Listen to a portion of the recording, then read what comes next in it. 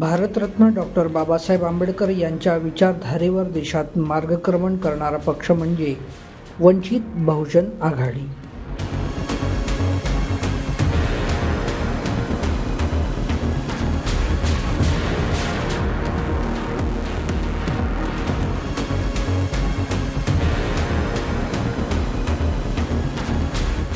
प्रकाश आंबेडकर यांच्या नेतृत्वात यंदा वंचित बहुजन आघाडीने नगरपरिषद आणि नगरपंचायत निवडणुकीमध्ये राज्यात अनेक ठिकाणी दमदार प्रदर्शन केलं आहे.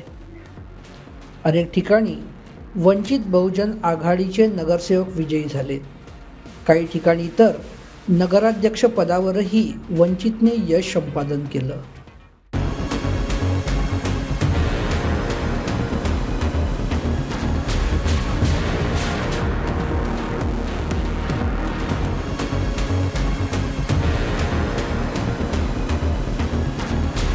नगरपरिषद आणि नगरपंचायत निवडणुकीनंतर आता वंचित बहुजन आघाडी महापालिका निवडणुकीसाठी सज्ज झाली आहे.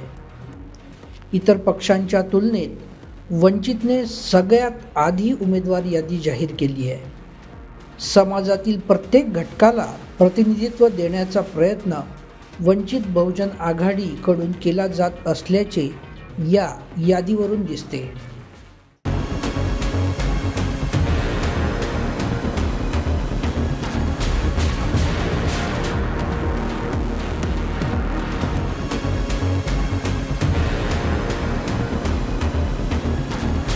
वंचित बहुजन आघाडी आतापर्यंत केवळ पश्चिम विदर्भापुरती मर्यादित आहे असे बोलले जात होते.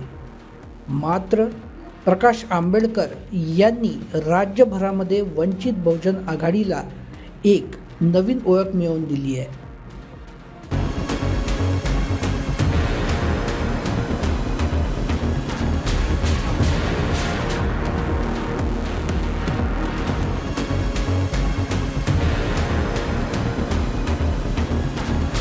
विधानसभा निवडणुकीच्या काळामध्ये वंचित बहुजन आघाडीने काँग्रेससोबत जाण्याचा प्रयत्न केला होता. मात्र तेव्हाचे प्रदेशाध्यक्ष आमदार नाना पटोले हे वंचितला सोबत घ्यायला तयार नव्हते. आता वंचित आणि काँग्रेसच्या एकीकरणाच्या मार्गातील हा अडथळा देखील दूर झाला आहे.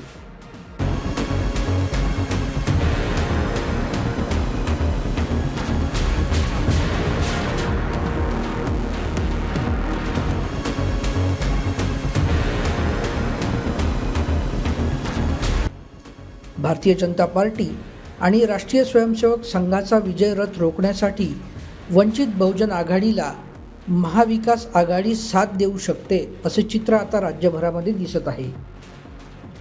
यापेक्षाही वंचित बहुजन आघाडी बहुजन मतांना आपल्याकडे आकर्षित करण्यासाठी यशस्वी होत असल्याचं निवडणुकीच्या निकालावरून दिसत आहे.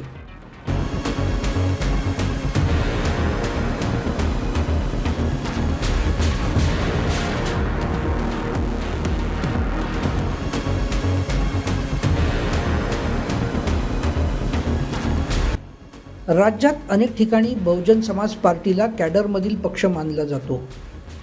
रामदास आठवले यांच्या रिपब्लिकन पक्षालाही बहुजन मतांची संख्या बऱ्यापैकी आहे. ही सगळी मतं आपल्याकडे वळवण्याचा प्रयत्न यंदाच्या सर्व निवडणुकीमध्ये करताना वंचित बहुजन आघाडी दिसत आहे.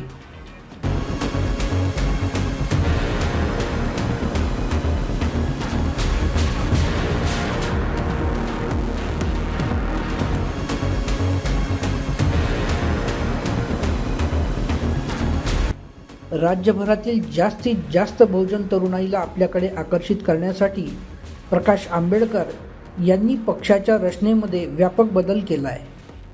प्रकाश आंबेडकर आणि सुजात आंबेडकर हे दोघेही सध्या भाजप आणि राष्ट्रीय स्वयंसेवक संघाला रोखण्यासाठी जोरदार प्रयत्न करताना दिसत आहे. त्यांच्या या यशाला मतदार किती साथ देणार हे आगामी निवडणुकीच्या निकालावरूनच सिद्ध होणार आहे.